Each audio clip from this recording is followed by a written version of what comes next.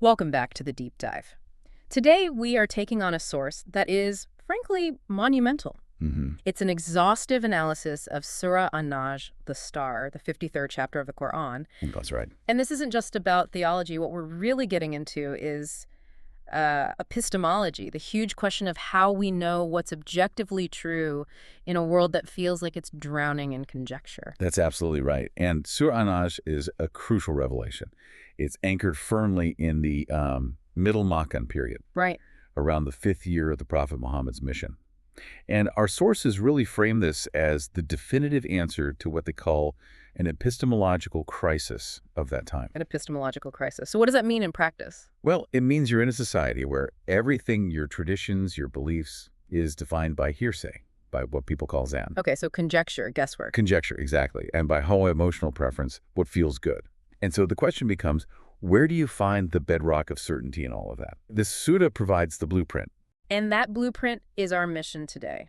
We're going to be synthesizing wisdom from, over 50 sources. Yeah, huge range. We're talking classic works of tafsir, authenticated hadith, the historical seerah, all to understand how this chapter is so meticulously structured. And it unfolds really like a logical argument in 4 parts. Okay, let's lay that out. First, it vindicates the messenger's integrity. Then it details the verifiable architecture of the unseen world. Right. After that, it systematically dismantles all the human-made mythology. And finally, it establishes these universal principles of justice and accountability. And we can't lose sight of the sheer historical power of this moment. This wasn't just some quiet reading in a corner. No, not at all. This was a seismic event. The sources are clear that when this chapter was recited publicly at the Kaaba, it created this decisive moment. What happened? The awe and the undeniable force of the message were so overwhelming that the recitation compelled everyone there, both the early believers and the staunch polytheists, to spontaneously prostrate, just in involuntary submission. Wow. That single event tells you everything you need to know about the power and the certainty that's packed into these verses. So let's jump right into that certainty. It starts with this incredible opening oath. By the star when it descends. The Qur'an does this a lot, right? These cosmic oaths by the sun, by the dawn, to really stamp what's coming next as unimpeachable truth. Exactly. But the star, Al-Najm, has been interpreted in 3 distinct yet sort of complementary ways. What are the dimensions we need to unpack here? The linguistic breadth is what makes this opening so powerful. The first and most straightforward interpretation, which you see from early scholars like Ibn Jarir al-Tabari, is that Al-Najm is generic. It's referring to any setting star on the horizon. And why is that significant? Well, think about the Arabian desert. It's a vast, dark space. The star is the fundamental point of reference. It guides the lost traveler in physical darkness. Right. So by swearing by this eternal reference point, the message is crystal clear. The prophet and the revelation he carries are the guiding star for anyone lost in spiritual darkness. A beautiful metaphor. So the physical guidance of the cosmos is tied directly to the spiritual guidance of the revelation. Precisely. But the second interpretation gets a lot more specific. It's not just any star. Indeed. Scholars like Mujahid ibn Jab suggest that Al-Najm refers specifically to the Pleiades. The Pleiades, known in Arabic as At-Thuraya. Yes. And for the Quraysh, the Pleiades weren't just any star cluster. They were the most prominent, the most revered. They used it for precise navigation, for marking the seasons, for trade, for agriculture. So it was their gold standard, so to speak. It was their highest celestial standard. So by swearing by that specific benchmark, the one they knew and respected most, the oath is elevated to the maximum possible authority in their own worldview. An appeal to their own sense of cosmic order. Okay, and the third interpretation from scholars like Al-Qurtubi is maybe the most profound because it's about the Qur'an itself. That's correct, because it's rooted entirely in the Arabic verb root najama. Which means? Fundamentally, najama means to appear in installments or to be revealed in portions. So revealed munajama piecemeal over 23 years. Exactly. So the oath is actually by the Qur'an itself. And the phrase, when it descends, itahawa, then refers not to a star setting, but to the descent of the revelation itself. From the preserved tablet to the prophet's heart. Via the Archangel Gabriel. It becomes an oath of verification sealed by the divine word itself, asserting its own authority right from the get-go. So no matter which star you're focused on, the guiding star, the chief constellation, or the revelation itself, the point is that what follows is absolutely certain and divinely sanctioned. Absolutely. Which brings us right to the core challenge the Surah addresses. The critics who are accusing the prophet of, being deluded or a deceiver, the Surah offers this amazing threefold defense of his integrity. And this defense is a masterclass in psychological and rhetorical rebuttal. It doesn't start with some abstract theological point. No, it starts with something very human. It starts with an appeal to verifiable history. The term used is sahibukum, your companion. Your companion. This is an immediate, direct appeal to the Quraysh's 4 decades of intimate knowledge of him. The sources really stress the psychological leverage here. It's like saying, you have known him intimately for 40 years as Al-Amin, the trustworthy one. The one they trusted with their money, with disputes. Can you truly reconcile your current accusation of madness with your lifelong experience of his flawless character? It grounds the divine authority in their own indisputable personal history. It makes their attack look like they're willfully ignoring what they themselves know to be true. And after that, we get the negation of the 2 fundamental ways a person can be wrong. Yes, and the negation is so precise. First, Madala has not strayed. Right. This is a negation of dalal, which means ignorance, confusion, or just not knowing the path. He's not misguided because he lacks insight. He knows exactly what he's doing. So that's the intellectual error negated. Correct. And then Magawa has not erred. This is the negation of gay. And gay is different. It's about intent. It's about intentional deviation, moral corruption, willful deceit. He isn't lying to you for personal gain or self-aggrandizement, so the defense is exhaustive. He is neither intellectually confused nor morally corrupt. And then comes the statement that provides the legislative and spiritual foundation for everything that follows. Wa ma yantika na hawa. Nor does he speak from his own inclination. This isn't just saying he's not egotistical. This is fundamentally establishing the source of everything he teaches. This single sentence is, you could argue, the cornerstone of all Sunni jurisprudence when it comes to the prophetic Sunnah. How so? Before this verse, critics could always argue, okay, the Qur'an is revelation, but everything else, his commands, his actions, his rulings, that's just his personal, fallible opinion. So this verse shuts that door completely. Definitively. Jurists like Al-Shafi'i use this verse to formalize the legal and spiritual authority of the Sunnah. So it institutionalized the idea that the prophet's commands are not based on his personal psychological state, his whim, his bias, his hawa, but are themselves a form of revelation. This establishes that critical distinction. The Qur'an is wahi matlu, recited revelation, the divine text itself. Okay. Whereas the Sunnah is wahi hard matlu, unrecited revelation. It's the guidance, the context, the practical application that all flows from the same divine source. And that must have revolutionized the early community. It gives the prophet this absolute, consistent legal authority that goes far beyond just the verses of the Qur'an. It streamlines everything, from governance to spiritual practice. Let's bring in that famous example of Abdullah ibn al because it illustrates this perfectly. It's the perfect illustration of why this doctrine was so necessary. Abdullah ibn al-As, he was known for being very diligent, recording everything the prophet said. Right. And some people among the Quraysh tried to discourage him. They said, why record everything? He's just a man. He speaks sometimes in anger, sometimes in pleasure, sometimes it's just an opinion. That is the exact hawa critique the surah is addressing. Exactly. And the prophet's response was definitive. It was physical. He pointed directly to his own mouth. And what did he say? He declared, right, by him in whose hand is my soul, nothing comes out of it except the truth. Wow. It was a declaration that prophethood itself is protected, that even when giving what might seem like a personal ruling in matters of religion and law, his tongue was guarded from being contaminated by the self. It confirmed that the source is wahi, not hawa. Which brings us to the contemporary relevance. If we accept this premise that true authority is objective, external, and divorced from hawa, what's the lesson for us, especially in a culture that champions internal validation? The surah sets up this profound counter-dogma. It establishes that the human self, the hawa, is fundamentally a source of error, of confusion, of moral failing. So certainty, or yaqeen, can't be generated from within.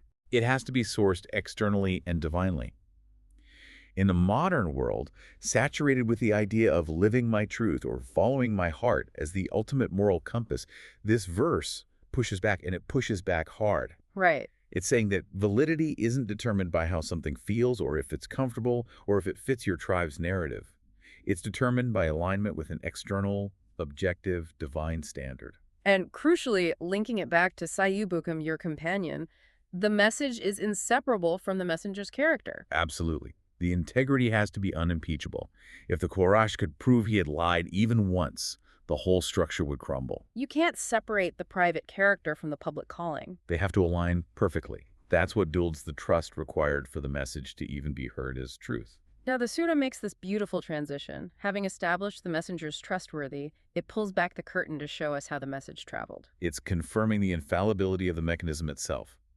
Verses 5 through 10 describe the prophet's teacher as Shadid al-Quwa, one mighty in power, which guarantees the reliability of the channel. The consensus identifies this being as the archangel Gabriel, Jibril. But why so much detail about the channel? It's almost like a technical specification. It's all about eliminating any doubt about transmission reliability. Jibril is described as Du Mira. What does that mean? A possessor of soundness, strength, perfection. It's not just physical power, it's intellectual and moral perfection. The message isn't a fragile whisper that could be misheard or distorted. Right. It's being conveyed by a perfectly sound intellect. The sources really emphasize this. Perfection is essential to prevent any possibility of distortion or interference with the divine word on its journey. It's like a fiber optic cable for celestial communication, zero data loss. A perfect analogy. And we learned the prophet only saw Jibril in his true form twice. Once at the very beginning of his mission, and then here during the ascension or mirage, where he had 600 wings filling the entire horizon. Yes, which just reinforces that this knowledge has an undeniable, overwhelming, supernatural source. And this transmission brought him to that famous point of proximity described as Qaba Qausain. 2 bow lengths or nearer. That imagery to us today might sound a bit abstract, but what did that mean culturally for the Quraysh? It was deeply rooted in their pre-Islamic customs. When two tribes wanted to signify a binding, clear, absolutely guaranteed treaty or alliance, they would literally press their bows together. Ah, so it was a physical symbol of agreement. A symbol of the ultimate clarity of agreement. In the context of the Mirage, it symbolizes absolute clarity, intimacy, and directness of contact. There was no mediator, no ambiguity, no possibility of error. Which sets the stage for what is probably the most intense theological section. The controversy over whether the prophet saw Allah with his physical eyes. The Ruya debate. And this debate generated some real intellectual fireworks among the earliest Muslims. We basically have 3 main schools of thought cited in the sources, all stemming from how you interpret this specific passage. Okay, let's start with the majority view. This seems to be the one championed by the most authoritative companions. The majority view, which was strongly backed by the mother of the believers, Aisha, and the great scholar Abdullah ibn Masud, held that the prophet did not see Allah with his physical eyes. So what did he see then? The greatest signs mentioned in the surah. They argued that Aishavor referred to the immense sight of Jibril in his true form, covering the whole horizon. Their main theological argument was based on other verses, like, vision comprehends him not. The idea being that physical sight of God is just impossible for a finite human in this world. Exactly. Aisha famously said, whoever claims that Muhammad saw his Lord has told a great lie. A very strong statement. But there was a powerful counterview from the Prophet's cousin, Ibn Abbas. Indeed. The minority view, supported by Abdullah ibn Abbas and later adopted by the Hanbali school, argued for absolute sight. They took the proximity of Qaba Qausain literally as a reference to the divine presence itself. But even they had nuances, right? Yes. Even Ibn Abbas often clarified this was a vision unique to the Prophet. And crucially, some narrations clarify he saw with his heart, by fuadihi, not just with his eyes. Basar. So the debate was about whether the prophet was granted a unique, one-time miracle that sort of superseded the general rule. Precisely. A fundamental clash between 2 giants of early Islamic scholarship. So how did later scholars, like the big names of the following centuries, try to reconcile this? Well, scholars like Al-Nawawi and Ibn Kathir developed what you could call the reconciled view. Okay. They concluded that the prophet saw the light, Nur of Allah, often described as the divine veil, but did not see the essence that of God. That's a key distinction. It is. And this interpretation relies heavily on the hadith where the prophet was directly asked, did you see your Lord? And he replied, light. How could I see him? So the experience was a kind of spiritual vision, basira, combined with the physical vision, bazar, of Jibril, but the ultimate divine essence remained veiled. Yes, which upholds the theological consensus that the ultimate vision of God is reserved for the hereafter. A remarkable example of intellectual tension leading to a more refined understanding. And this whole intense experience culminates at the absolute edge of creation, the Sidrat al-Muntaha. The lote tree of the utmost boundary. That name itself is so instructive. It is. It's located in the seventh heaven, and it represents the ultimate boundary marker for created beings. It's the limit of all created knowledge, angelic and human. Even Jibril can't pass beyond it. The sources are emphatic.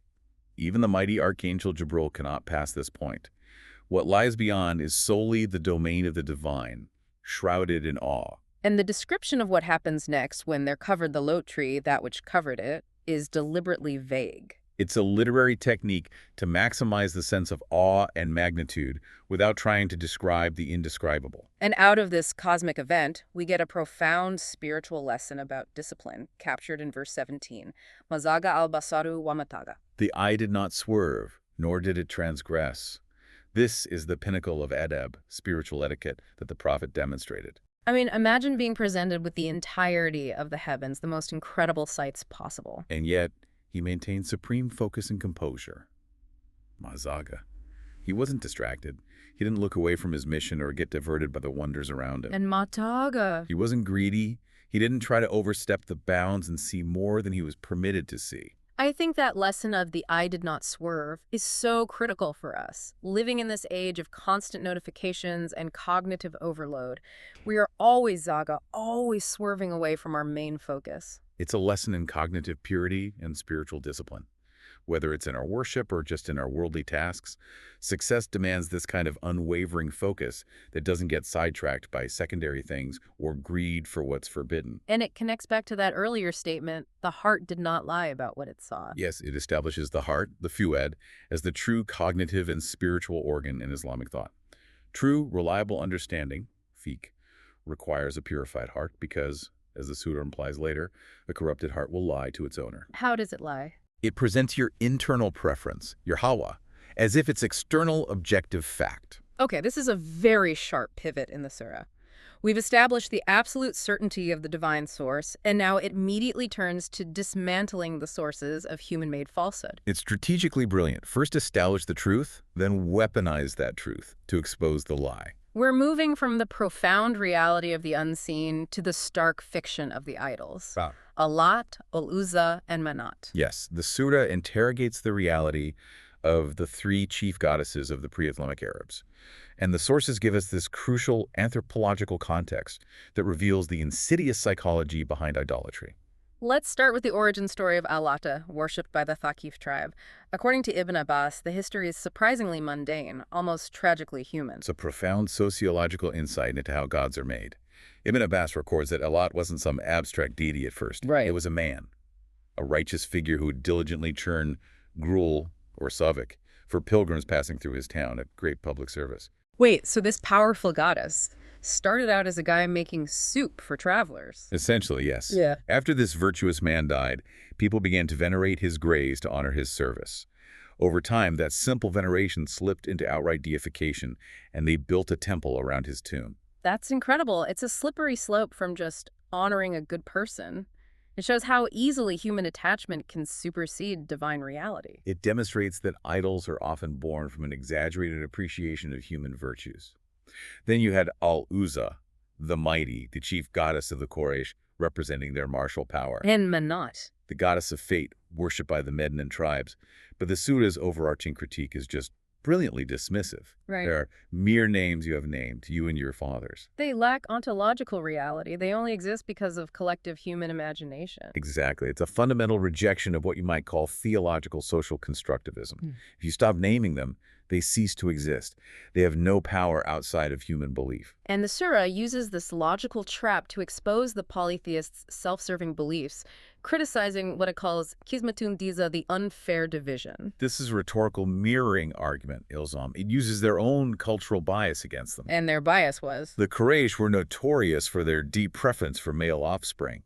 They sometimes resorted to burying female infants alive out of shame. Right. Yet they blasphemously attributed daughters or angelic figures they considered female to God.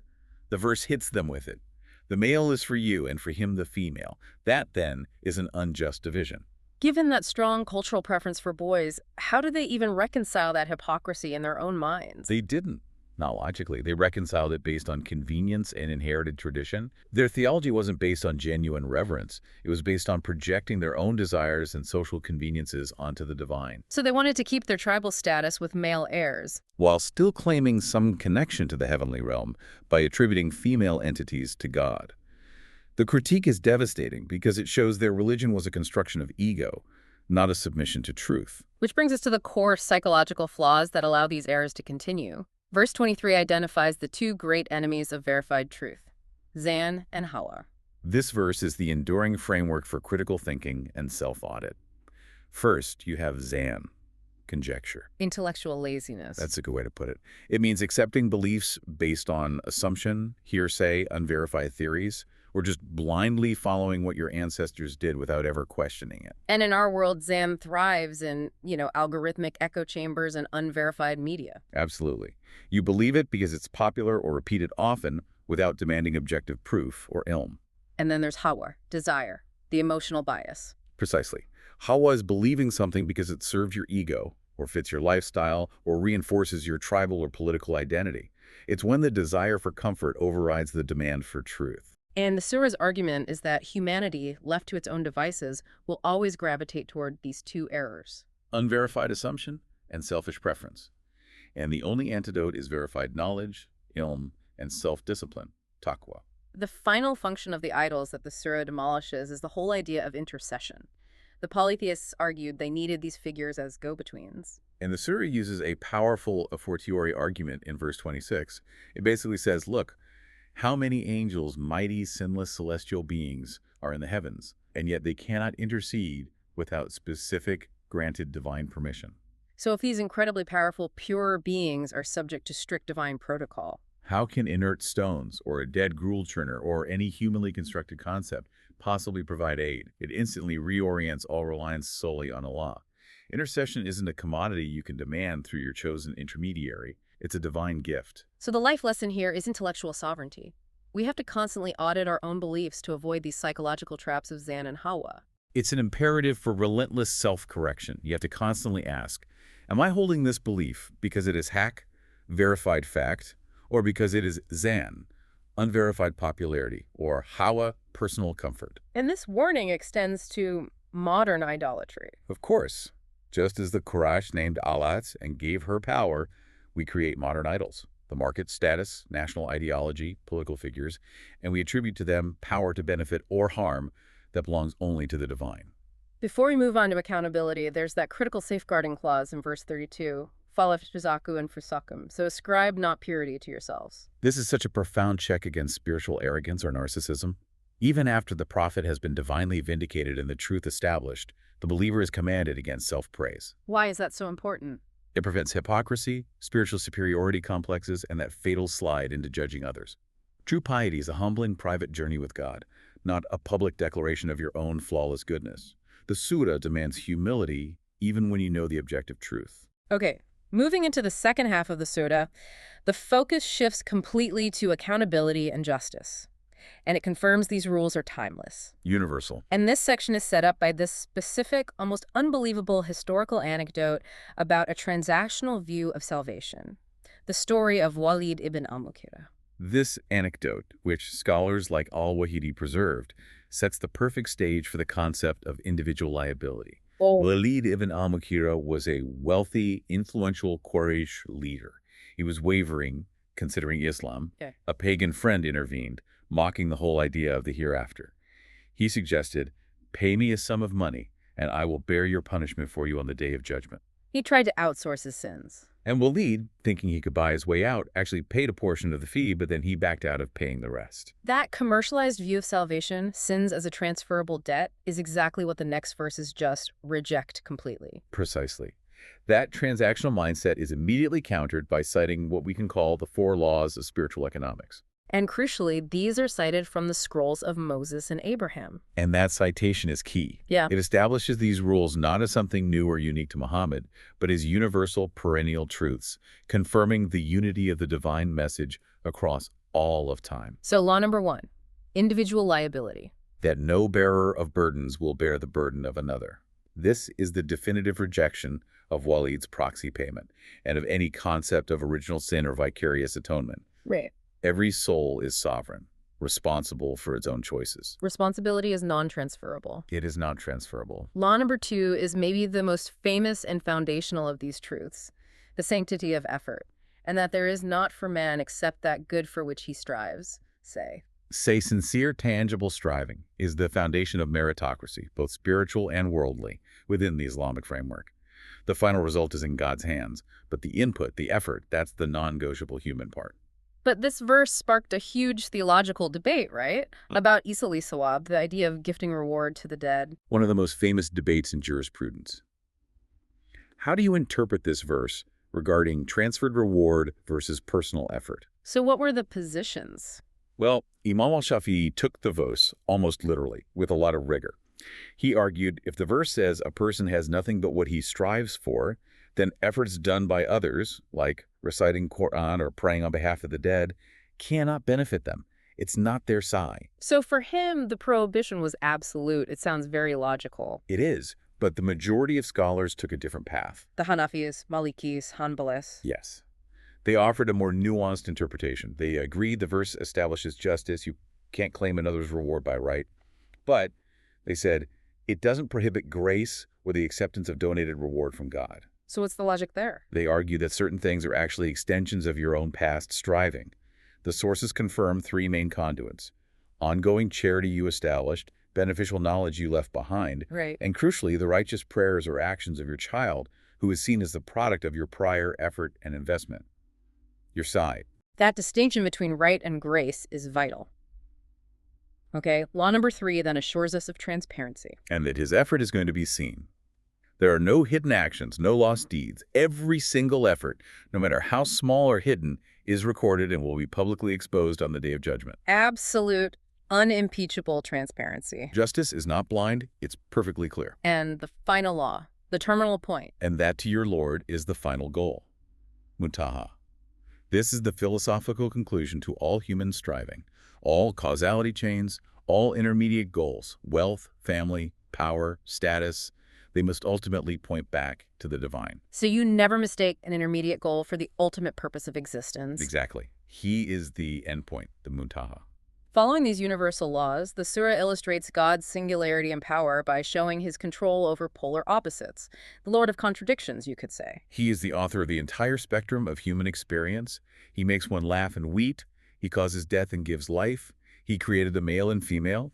He holds the reins over all diametric opposites. And this is followed by a very specific rhetorical knockout punch in verse 49. And that it is he who is the Lord of Sirius, Rab Ashira. Why single out Sirius of all the stars in the sky? Because the star Sirius, Kashira, was the specific object of worship for one of the powerful tribal confederations, the Kuza. Ah, so it's a targeted strike. A very targeted rhetorical strike.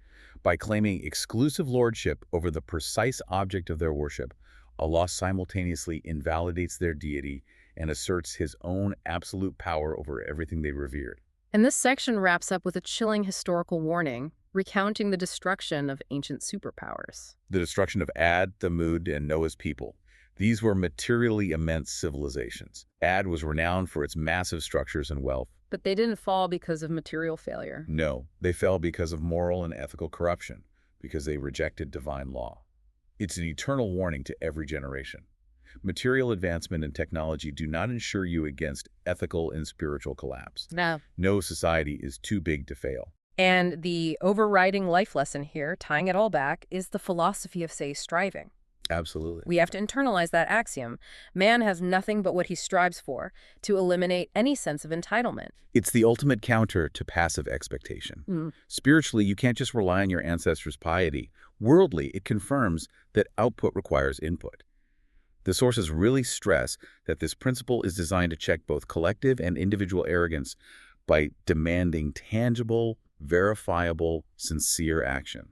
Now, the surah moves toward its climax by really escalating the sense of urgency. The prophet is described as a warner like the former warners, placing him in that long, continuous chain.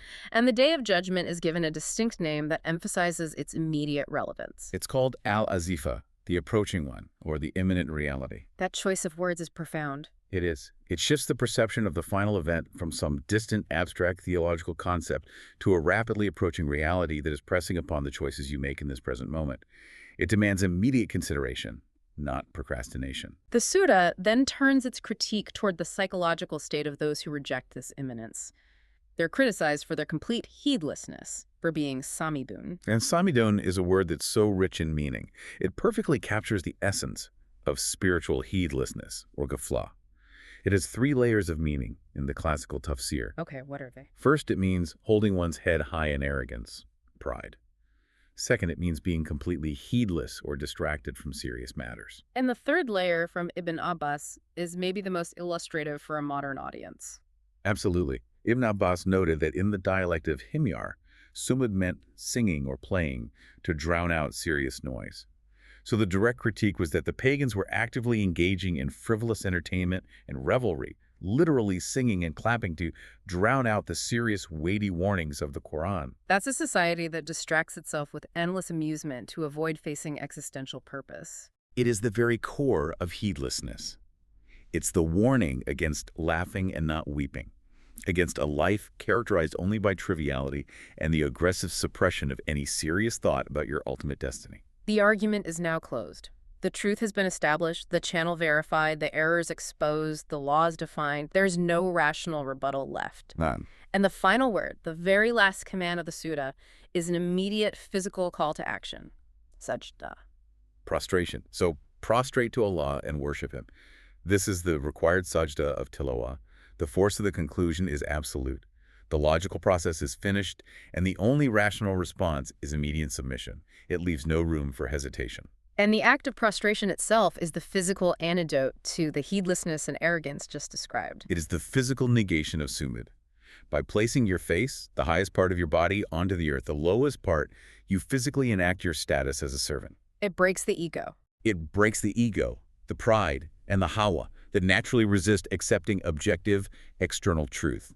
The final lesson is that recognizing truth must be met with instant, physical, and total submission. This has been an incredibly rigorous deep dive into Surah An-Najm. We have systematically tracked the argument from the cosmic oath establishing objective truth through the architecture of the unseen, the demolition of myths rooted in Zan and Hawa. All the way to those universal laws of accountability based on non-transferable individual striving, saying. So what are the key takeaways for you, the learner? I think they're clear and actionable. First, certainty, Yaqeen, must be external from revelation, not internal from Hawa. You have to audit your own comfort levels. Right. Second, critical thinking demands constant vigilance against those psychological pitfalls of Zan, unverified conjecture, and Hawa, self-serving desire. And third, spiritual and worldly advancement is predicated on non-transferable individual efforts, say. Output requires input.